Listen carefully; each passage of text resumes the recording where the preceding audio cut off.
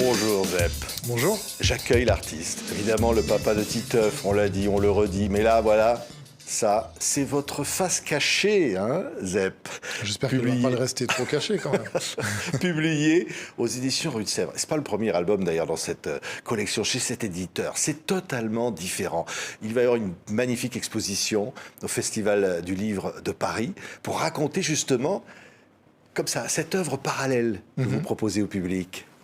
Oui, et pour moi, ça a été un moment, et ça fait 10 ans que j'ai commencé cette collection, l'envie de raconter des sujets plus graves, et j'ai dû adapter mon dessin pour avoir ce narratif-là. Et c'est un bonheur, en fait, de pouvoir avoir deux domaines comme ça d'expression. Un domaine avec un dessin d'humour, qui est mon dessin habituel, et puis ce dessin qui est un dessin plus d'observation, et qui me permet de raconter des choses plus sensibles, plus adultes. Oui, The End, une histoire d'homme. Je me souviens des arbres qui avaient une vie, une forme. Et là, on entre dans un autre domaine. Alors, la couverture, la voilà. Il y a une baleine de l'autre côté.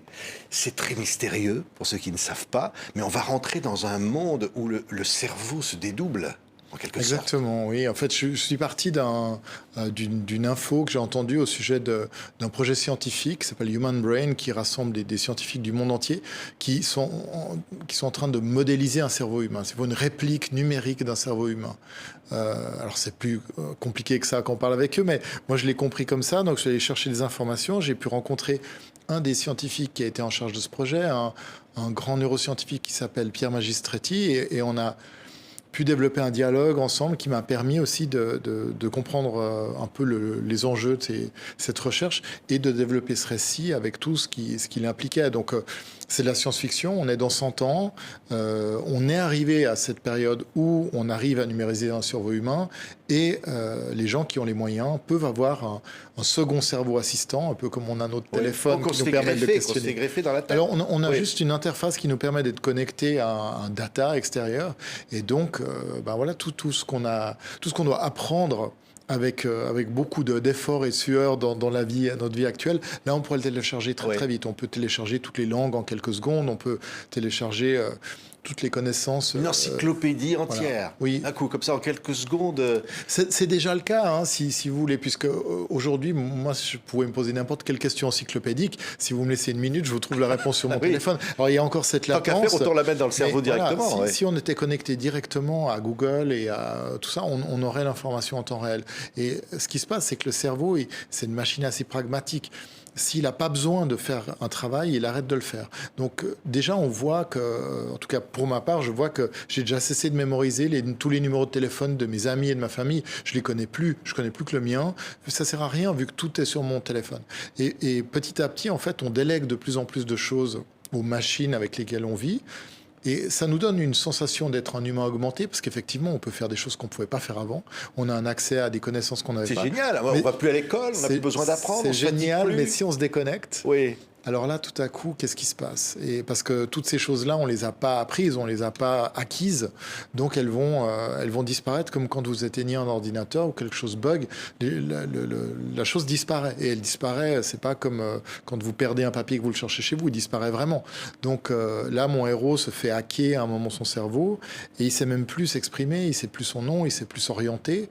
Il sait plus ni lire ni écrire, évidemment, donc il devient tout à coup une espèce de vagabond errant, et donc il va réapprendre qu'est-ce que c'est, qu'est-ce qui fait de lui un humain, qu'est-ce qui est essentiel. En fait. Au fond, si on nous enlevait tout, qu'est-ce qu'on va rechercher, qu'est-ce qu'on va réapprendre dans un certain sentiment d'urgence pour retrouver une humanité. Oui, en fait, c'est très poétique aussi. Il y a une histoire d'amour dans le livre. Il y a des choses profondément humaines, mais face à un monde qui devient complètement désincarné, où on ne sait même plus de ce qui est de la vérité, de ce qui est du virtuel. On ne sait plus même si on n'est pas soi-même. Ses propres souvenirs ne sont pas totalement irréels. Je pense qu'on sera face à ce genre de questions, peut-être dans peu de temps, parce que on voit que les jeunes qui passent beaucoup de temps avec des casques VR à jouer, il y a quand même une expérience qui est très réaliste.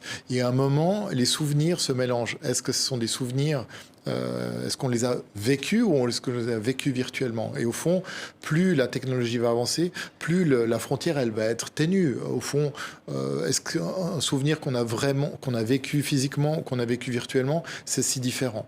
Ouais. Et alors évidemment, pour ma génération, on va dire bah oui, bien sûr, c'est pas du tout la même chose, mais peut-être que dans 20 ans, c'est exactement la même chose et ça nous laissera la même empreinte mémorielle. Donc comment est-ce qu'on va faire le tri dans nos souvenirs avec tout ça?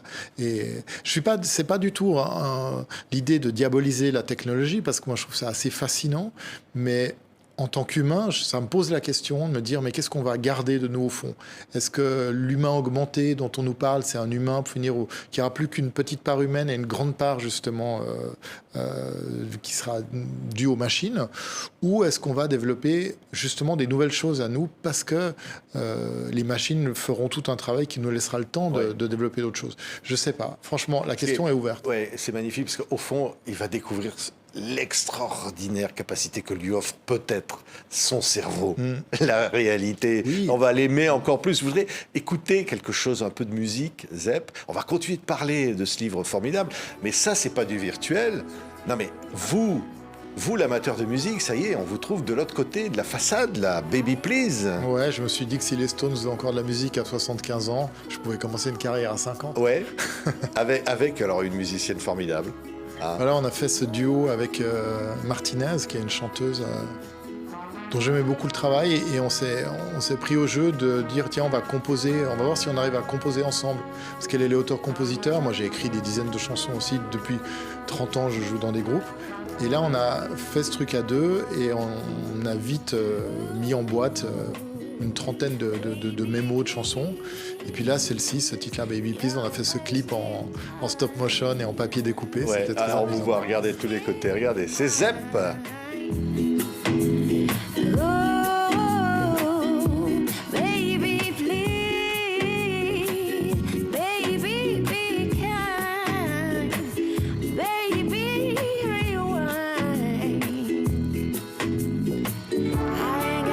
De ukulélé. Ouais. Alors là, oui, on parlait du moulinet, là. C'est formidable, là. Il faut le faire avec la C'est guitare. quelque là. chose. C'est dur, hein. Mais c'est l'entraînement du dessin aussi qui me donne C'est cette l'entraînement du souplesse dessin, ouais. incroyable Alors là, du poignet. et on retrouve le graphisme, elle est formidable. Hein. Valérie Martinez. Vous reviendrez nous parler de l'album qui, j'espère, va sortir, un Zep. Hein. Cet automne, normalement. Cet automne. Mais là, moi, je veux savoir ce que nous sommes. Parce que là, je me dis, il y a quelque chose de dominant au Odyssée de l'espace. Il y a un moment où on n'est plus soi-même, où la machine décide de tout, et où, finalement, l'humanité oublierait même l'amour. Alors, qu'est-ce qui va rester, justement? Ouais. C'est la question. Moi, j'ai pas de réponse à ça, mais je trouve que le rôle de la science-fiction, c'est de proposer des scénarios de notre futur pour questionner tout ça. Dire, est-ce qu'on a envie d'aller là? Est-ce qu'on n'a pas envie d'y aller? Je pense que moi, j'ai été marqué par des films comme Soleil Vert ou comme Blade Runner, qui sont, je trouve, des scénarios. Il y a toujours quelque chose de catastrophique dans la science-fiction, mais cette catastrophe, elle est là pour faire peur et pour nous interroger, en fait, pousser à explorer un peu ces questions. Parce que c'est notre futur, donc qu'est-ce qu'on va faire? Qu'est-ce qu'on va devenir? On voit qu'on arrive à quelque chose, on arrive à un certain essoufflement, en tout cas au bout d'un scénario humain, comme une fin de civilisation. On a de plus en plus, il y a de moins en moins de travail, et de plus en plus on va être suppléé par des machines qui feront les choses qu'on fait encore mieux que nous, de manière plus efficace. Les machines font les dessins directement. Bien sûr, enfin, l'enjeu n'est pas assez intéressant financièrement pour qu'on ait développé ça, mais s'il l'était, il y aurait déjà une application qui s'appelle Zep et qui dessinerait toute seule. Je pense, oui, c'est pas la chose la plus compliquée à faire. Donc, et on est en train de nous proposer un avenir où, avec de plus en plus de divertissement, parce qu'il faudra nous occuper. Si on travaille plus, qu'est-ce qu'on va faire? Donc ça, c'est assez intéressant. Moi, j'ai envie de me poser la question, d'ouvrir la question, qu'est-ce qu'on va faire? C'est quoi notre ambition? C'est de jouer toute la journée à GTA avec un casque VR? Je pense pas. Je pense qu'on a un cerveau qui peut nous permettre de faire des choses beaucoup plus complexes que ça. Et il y a probablement des sens, des facultés qu'on n'a pas développées simplement parce que notre cerveau ne va pas développer des choses qui sont inutiles. Mais on voit qu'il y a des gens qui ont des capacités que d'autres n'ont pas et on a quelque chose à trouver encore. Enfin, je me rappelle sur l'album précédent, The End, qui était un album sur la forêt. J'avais travaillé avec le botaniste Francis Allais, merveilleux personnage qui dessine les arbres depuis plus de 60 ans et qui a une connexion à la nature. Et lui disait, on n'a pas encore trouvé ce qu'on fait là, parce qu'il ne faut pas oublier qu'on est les derniers à être arrivés et qu'on est encore... à l'échelle de la Terre, ça fait 3 minutes qu'on est là, quoi. Donc on se cherche encore. Alors, en se cherchant, on a déjà fait pas mal de, on a déjà fait pas mal de conneries, mais on a fait aussi des choses formidables. Donc on est capable du pire et du meilleur. Oui. Non, mais en même temps, c'est aussi terrible derrière tout ça, parce qu'au fond, on est tenté de ça. Je veux dire, le héros, il peut avoir envie d'aller dans la jungle, d'aller nager avec les baleines, il peut vivre des choses absolument extraordinaires qu'il ne vivrait pas. Et puis un jour, il est déconnecté, il n'y a plus rien. Il se fait hacker, il y a quelqu'un d'autre qui prend la maîtrise de son propre cerveau. Oui, au fond, il a plus tellement besoin même des autres, de relations sociales, parce que si son cerveau numérique peut lui faire vivre toutes les sensations, c'est-à-dire pas non seulement une immersion comme on peut l'imaginer aujourd'hui, mais aussi les sensations corporelles, musculaires, les odeurs, les températures. Au fond, il peut reconstituer ses relations, son réseau relationnel, ses aventures amoureuses uniquement avec du virtuel. Et d'ailleurs, quand il perd tout, il se retrouve dans la forêt avec des gens qui vivent en dehors de tout ça.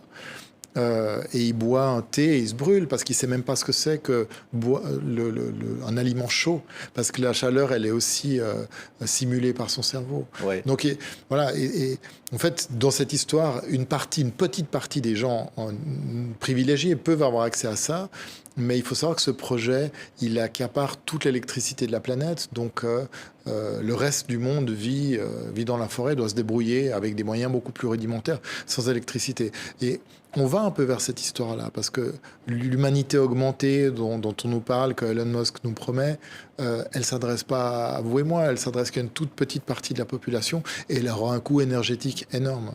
Oui, parce qu'il y a ça. On va creuser les inégalités aussi. Oui, notre cerveau, on le voit dans le livre. Hein. Notre cerveau, il fonctionne avec 12 watts, c'est une petite ampoule. Et là, une des premières choses que m'a dit Pierre Magistretti, le neuroscientifique qui travaillait sur ce projet de modélisation du cerveau humain, il disait, si le jour où on arrive à le faire, on arrive à terminer cette réplique numérique d'un cerveau humain qui va simuler des milliards de connexions par seconde, il va nécessiter l'énergie électrique d'une ville pour un cerveau. Donc c'est pas demain qu'on en a tous un, à moins de découvrir une nouvelle source d'énergie, mais si on va vers ce genre de choses, il y a un moment où cette recherche-là, cette humanité augmentée-là, elle va accaparer toute l'énergie qu'on a sur Terre. Ouais.